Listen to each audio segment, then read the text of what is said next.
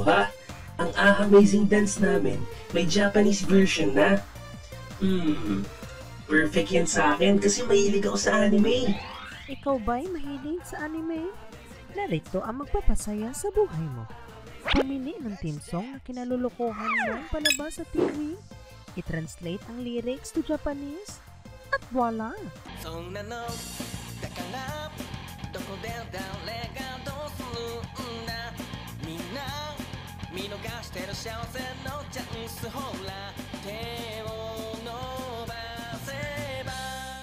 Ang anime theme song para sa mga nauhumaling kay Pipito Manaloto. Ngingiti pa yan. Oh, ang galing no? Bah, maya-maya lang makikilala natin kung sino nga ba ang kaahan natin gumawa nito. Kuya Drew, baka siya yun. Ha? Si Papaw yun eh. Ako nga po ito, Kuya Drew. Ako po, si Majin Pao. Kailangan ko po mahanap ang 7 Dragon Balls para makapag-wish po ako. Importante po sa akin ang makapag-wish ako. Ikaw ba'y may wish? Sumulat kay Vicky Morales. At voila! Ikaw naman, Miss Froggy. Basag trip ka. O sige na, Majin Pao, support ka namin ito class sa iyong Dragon Balls mission. Baka itong anime enthusiast na ito makakatulong sa iyo. Sa mundo ng anime fanatics, pinipiling i-portray ang favorite characters through cosplay o sa pagsusuot ng costumes. Pero ang kaahan natin si Tonton, aba, iba rin naman ang trip. Dahil ang kanyang napiling medium, mga pintura. Inaabot ng 3 to 5 hours si Tonton sa bawat character na ipinipinta niya sa kanyang katawan. At ngayong umaga, ipakikita niya sa atin kung paano niya ito ginagawa. Gusto niyo bang malaman kung paano ko ito ginawa? Just keep on watching! Una ay maglalagay muna ako ng glue stick sa kilay ko para hindi ito makita. Tapos ay lalagyan ko ito ng powder para matuyo. After this, concealer at foundation naman.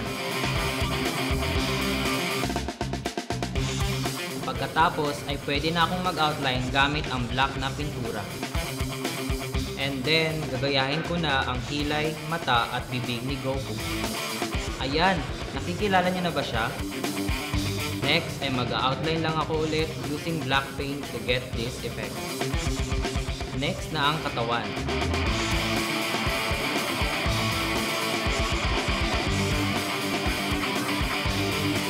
At ito na si Son Goku.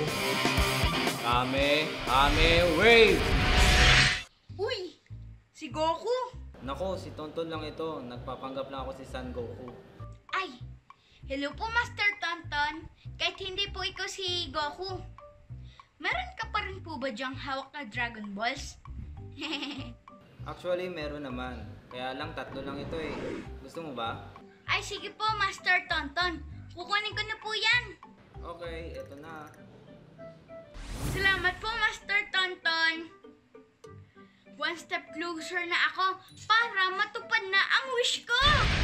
Ayos! 4 na Dragon Balls na lang ang kulang. One Piece characters from one piece of paper. Ito naman ang kayang i-transform ng kaahan natin from Bulacan na si Alan. Look at all those toys. Lahat ng yan, gawa lang sa paper ha? Cool no?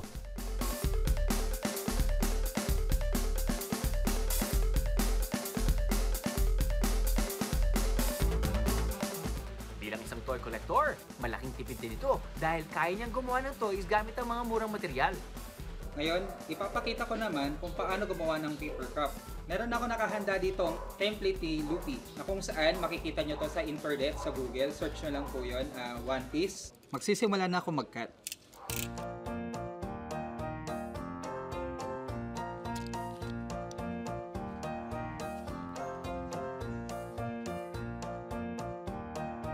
Ito na po yung resulta ng mga nakat natin kanina.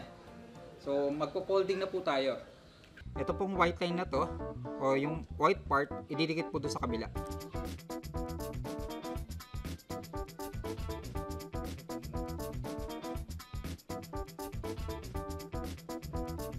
And there you have it. I will become the Pirate King. Wow, ang galing naman po ng paper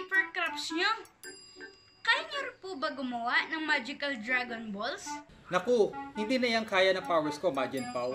Pero don't worry, kasi may 3 Dragon Balls pa ako nandito. Wow! Ibibigay niyo rin po ba sa akin yan? Sure, no problem. Here you go. Salamat po, Master Alan! Yun o, isang Dragon Ball na lang ang kulang at makakapag-wish na si Majin Pao. Uy, baka si Tuklas may kakilala rin. Tuklas! Tuklas? Hello? Diyan ka ba ba? Kuya Drew, ayan naman po si Tuklas oh. Sumasayaw na naman. Ngay, oo nga no. Ba, mukhang oras na naman for... Tuklas Dance Break!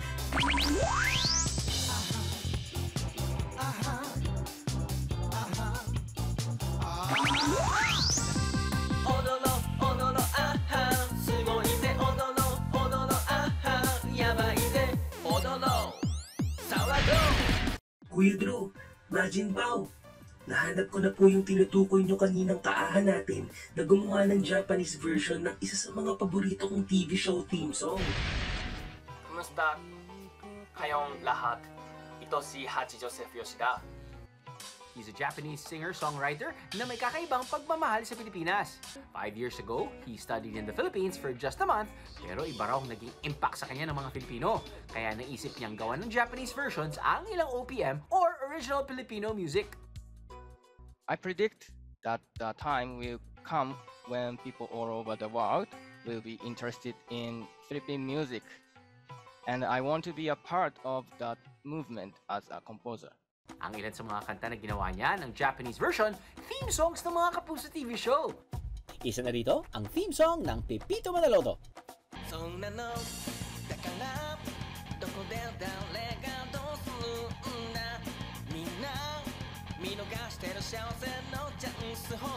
O ha? Lakas mga anime feels, di ba?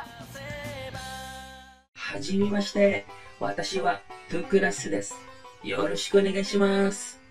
My friend here is currently looking for one missing Dragon Ball. By any chance, do you have one with you right now? Konnichiwa, Master Yoshida! Oh yes, I have the last one here with me. Here you go. Yay! Thank you so much, Master Yoshida! Ito na! Wala! Miss Froggy, ikaw na naman? Huwag ka nang magtaka. Ako ang reyna ng... Wala! Gusto ko po sana magbigay ng mga regalo sa mga kaan natin na nagbigay ng mga Dragon Ball. I-book na ang delivery dahil paparating na ang anime gift sets para sa inyo. At voila! T-shirts and toys for anime lovers. Pak mo diling.